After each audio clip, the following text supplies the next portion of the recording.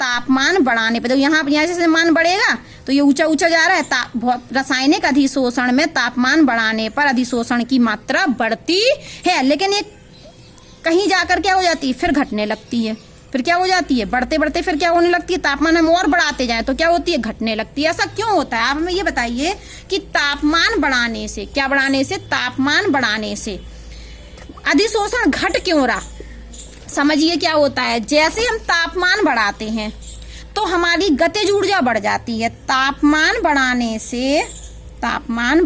से क्या हो जाता है, बढ़ाने से गतिज ऊर्जा बढ़ जाती है, काइनेटिक्स एनर्जी का मान बढ़ता है। आप जानते हैं कि जब भी हम तापमान बढ़ाते हैं तो तापमान बढ़ाने से काइनेटिक्स एनर्जी का मान बढ़ता है, मतलब गतिज ऊर्जा। तो ये अणु क्या करने लगते हैं, गति। जैसे ही हम तापमान बढ़ाएंगे तो ये अणु गति करने लगेंगे और दुर्बल बल के द्वारा जुड़े हैं तो ये तो क्या होंगे, अलग हो जाएंगे।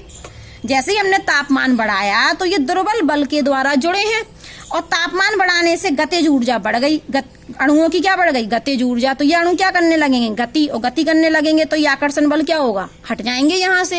इसलिए तापमान बढ़ाने से भौतिक अधिशोषण कम हो जाता है, ये क्या होंगे, अणु हट जाएंगे। फिर से सुनिए, तापमान बढ़ाने से गतिज ऊर्जा बढ़ती है। गतिज ऊर्जा बढ़ने का अर्थ है कि ये अणु यहाँ से हट गए, गति करने लगे। तो तापमान बढ़ाने से भौतिक अधिशोषण का मान घटता है, अणु हट गए तो भौतिक अधिशोषण क्या हुआ, कम। जबकि यहाँ ऐसा नहीं होता, क्यों, क्योंकि यहाँ भी तो तापमान बढ़ाने से गतिज ऊर्जा बढ़नी चाहिए। क्या बढ़नी चाहिए, गतिज ऊर्जा बढ़नी चाहिए। तो गतिज ऊर्जा बढ़ने से फिर ये अणु हटने चाहिए और रासायनिक अधिशोषण का मान कम होना चाहिए, लेकिन यहाँ ऐसा नहीं होता। क्यों नहीं होता, सुनिए, यहाँ पर आपने इसके पहले पढ़ा होगा केमिकल काइनेटिक्स में, संक्रियण ऊर्जा, एक्टिवेशन ऑफ एनर्जी। मान लो कोई अणु यहाँ है, उस अणु को यहाँ जाना है, यहाँ है और यहाँ जाना है, तो इसको कहेंगे, मान सिंपल शब्दों में देखें तो इस पहाड़ को पार करना पड़ेगा, इस एनर्जी बैरियर को पार करना पड़ेगा। जिसके पास इतनी ऊर्जा हो, कितनी, मान लो ये ऊर्जा का क्रम है, ये किसका है, ऊर्जा का बढ़ता हुआ क्रम।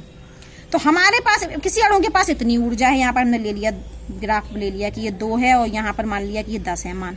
अभी उसके पास कितनी ऊर्जा है, 2 किलो जूल। उसको कितनी, यहाँ के सीध में क्या दिख रहा है, 10। तो उसको 10 ऊर्जा यदि मतलब 8 मिल जाए, 2 तो पहले से ही है और 10 में वो पार कर लेगा। तो यहाँ जो ये जो मान होता है, यहाँ जो 8 निकल के आया, हमने समझाने के लिए समझाया, 2 और 10 कोई वैसी रीडिंग नहीं होती है। तो यहाँ इसको हम एक्टिवेशन ऑफ एनर्जी कहते हैं, संक्रियण ऊर्जा कहते हैं। तो ये 8 है, यहाँ पर 8 निकल के आ रही है कि यदि इस अणु को 8 ऊर्जा मिल गई, 8 किलो जूल ऊर्जा मिल गई, तो इस एक्टिवेशन एनर्जी को, इस एनर्जी बैरियर को पार कर लेगा और रिएक्टेंट प्रोडक्ट में बदल जाएंगे। तो यहाँ क्या होता है, रासायनिक अधिशोषण में जब हम ऊर्जा देते हैं तो अणु क्या करते हैं, गतिज ऊर्जा नहीं बढ़ती है, उनको क्या कर लेते हैं, एक्टिवेशन ऑफ एनर्जी बढ़ जाती है, मतलब वो क्या हो जाते हैं, एक्टिव हो जाते हैं। जैसे ही हम रासायनिक अधिशोषण में तापमान बढ़ाते हैं तो अणु हटते नहीं है, अणु अपनी संक्रियण ऊर्जा ले लेता, उस तापमान, वो तापमान किस में यूज हो जाता, संक्रियण ऊर्जा में।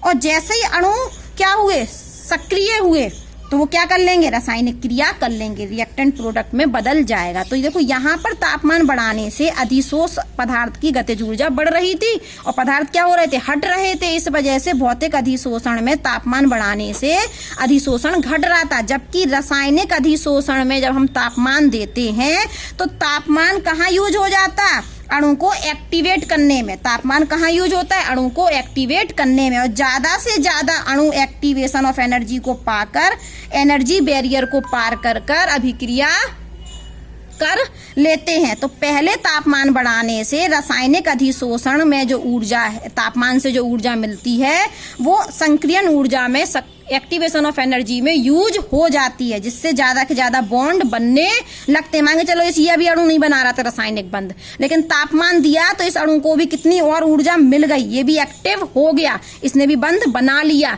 तो तापमान बढ़ाने से रासायनिक अधिशोषण बढ़ गया। मांगे चलो अभी ये अणु था, ये नहीं बना रहा था, हमने और तापमान दिया तो अब ये भी क्या करने लगा, रासायनिक बंध इसका भी बन गया। इसलिए कहा जाता है कि तापमान बढ़ाने पर रासायनिक ऊर्जा का, रासायनिक अधिशोषण का मान बढ़ता है, रासायनिक अधिशोषण बढ़ता है। लेकिन फिर क्यों घटने लगता है, क्योंकि जब मान के चलो सभी अणु एक्टिवेट हो गए तो अब तापमान हम बढ़ाएंगे तो अब एक्टिवेशन में खर्च नहीं होगी ऊर्जा, अब कहाँ खर्च होगी, गतिज ऊर्जा में। तो अब तापमान देने से ये भी गति करने लगेंगे, जिससे अधिशोषण का मान कम होने लगेगा। तो पहले तो रासायनिक अधिशोषण में जब हम तापमान देते हैं तो तापमान से जो प्राप्त ऊर्जा होती है वो एक्टिवेशन ऑफ एनर्जी में उपयोग हो जाती है, जिससे और नए नए बंध बनने लगते हैं, अर्थात रासायनिक अधिशोषण का मान बढ़ता है तापमान बढ़ाने से।